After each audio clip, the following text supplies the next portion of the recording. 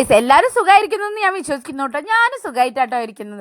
ഞാൻ ഇന്നീ പോകുന്ന എങ്ങടാന്നല്ല, ഹർഷയുടെ വീട്ടിലേക്കാണ് കേട്ടോ. ഇത് ചാത്തന്നൂർ സ്കൂളാണ്.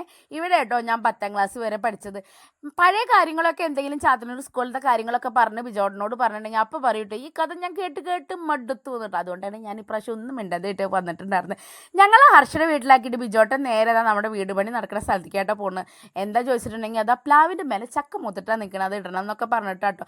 കഴിഞ്ഞ പ്രാവശ്യം ഞങ്ങൾ ചക്ക ഉണ്ടാക്കുമ്പോൾ അത് പഴിച്ചൊക്കെ ആയി പോയിട്ടോ. ഇപ്രാവശ്യം പഴിച്ചൊക്കെ അല്ല എന്നൊക്കെ പറഞ്ഞിട്ടാട്ടോ ഏട്ടൻ ഈ പോകുന്നത്. പിന്നെ ഞങ്ങളെ നേരെ ഹർഷയുടെ വീടിൻ്റെ മുമ്പിൽ നിർത്തിയിട്ട് ഏട്ടതാ നേരെ അങ്ങോട്ടും പോയിട്ടോ. നിതാരക്കുട്ടി ഇതാ ടാറ്റൊക്കെ പറയുന്നുണ്ട് കേട്ടോ. നിതാരക്കുട്ടിക്ക് 2 മനസ്സാണ്.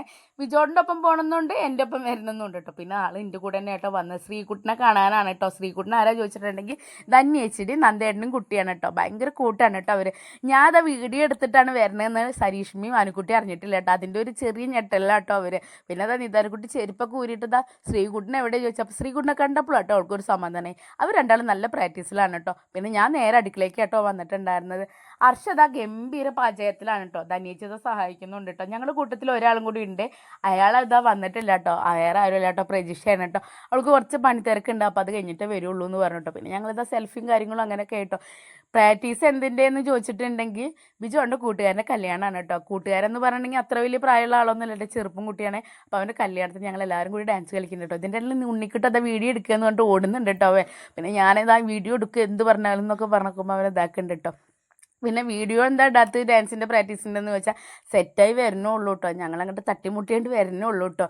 പിന്നെ ഞാൻ ബിജോട്ടനും സുബ്രേട്ടനും കുട്ടേട്ടനൊക്കെ കൂടി ഒരുമിച്ച് ഇന്ന് ഭക്ഷണം കഴിച്ചു കേട്ടോ. പിന്നെ കുട്ടികൾക്ക് ആദ്യമേ കൊടുത്തിട്ടുണ്ടായിരുന്നു. പിന്നെ ഞങ്ങളും ഭക്ഷണം കഴിച്ചിട്ടു. പിന്നെ ഭക്ഷണം കഴിക്കലൊക്കെ കഴിഞ്ഞിട്ടുള്ള ബിജോട്ടനും നിതാരക്കുട്ടി നേരെ പോവുക കേട്ടോ ചെയ്ത്. വേറെ എവിടേക്കല്ല, അച്ഛമ്മേനെ കാണണം പറഞ്ഞു. അപ്പോൾ അവൾ അച്ഛമ്മയുടെ അടുത്തേക്ക് പോയിട്ടോ. പിന്നെ ഞങ്ങളിതാ ഒരു പ്രാക്ടീസൊക്കെ കഴിഞ്ഞിട്ട് ക്ഷീണം മാറ്റാൻ വേണ്ടിയിട്ട് ഒരു സ്പ്രൈറ്റ് മേടിച്ചിട്ടുണ്ടായിരുന്നു കേട്ടോ. സരീഷ്മ കേട്ടോ മേടിച്ചിട്ടുണ്ടായിരുന്നു. സരീഷ്മയുടെ കുട്ടി ഭയങ്കര രസമാട്ടോ. അവൾക്കാണെങ്കിൽ ചിക്കനിൽ ഭയങ്കര എരിവാട്ടോ. എന്നിട്ട് അവളത് കഴിക്കുന്നുണ്ട് കേട്ടോ. ഞാൻ വിചാരിക്കും എങ്ങനെയാണ് കേട്ടോ ഈ പാവം ഇത് കഴിക്കണമെന്നൊക്കെ വിചാരിച്ചു കേട്ടോ. ഇതിൻ്റെ ഇടയിൽ ഇതാ ഞങ്ങൾ പ്രാക്ടീസൊക്കെ കഴിഞ്ഞ് നേരെ ധന്യേച്ചിയുടെ വീട്ടിലേക്ക് വന്നു കേട്ടോ. പ്രജിഷും ഞാനും കൂടിയിട്ട്. അപ്പം ദാ ബിജോട്ടനും നിതാരക്കുട്ടിയും വന്നിട്ടുണ്ടായിരുന്നു കേട്ടോ. പിന്നെ എന്താ ശ്രീകുട്ടനെ കിട്ടിയപ്പോൾ അവളിതാ കളി തുടങ്ങി കേട്ടോ. പിന്നെ രാത്രി ആയിട്ടോ, ഞങ്ങൾ അതുവരെ പ്രാക്ടീസ് ആയിരുന്നു കേട്ടോ. പിന്നെ അതൊക്കെ കഴിഞ്ഞ് രാത്രി ഞങ്ങളിതാ വീണ്ടും കുട്ടേൻ്റെ കൂടെ വന്നിട്ട് ഫുഡ് കഴിക്കുക കേട്ടോ. എല്ലാവർക്കുള്ള ഫുഡ് ഇവിടെ കേട്ടോ കരുതിയിട്ടുണ്ടായിരുന്നു. പിന്നെ ഫുഡൊക്കെ കഴിക്കലാണെങ്കിൽ എൻ്റെ ഇടയിൽ എൻ്റെ ഫോൺ ഓഫായിട്ടോ. അതുകൊണ്ട് കൂടുതൽ വീഡിയോ ഒന്നും എടുക്കാൻ പറ്റിയില്ല കേട്ടോ. പിന്നെ ഞാൻ നേരെ വീട്ടിലേക്ക് വന്നു കേട്ടോ. ശരിക്കും വീട്ടിൽ വന്നപ്പോൾ ഭയങ്കരമായിട്ട് മിസ് ചെയ്തു കേട്ടോ അവരെ എല്ലാവരും. ശരിക്കും എന്താ അറിയില്ല, ഞങ്ങൾ എങ്ങനെ കൂട്ടി മുട്ടിയെന്ന് കേട്ടോ. അപ്പോൾ അത്രേ ഉള്ളൂ ഇന്ന് ഇവിടുത്തെ വീഡിയോ. ബൈ.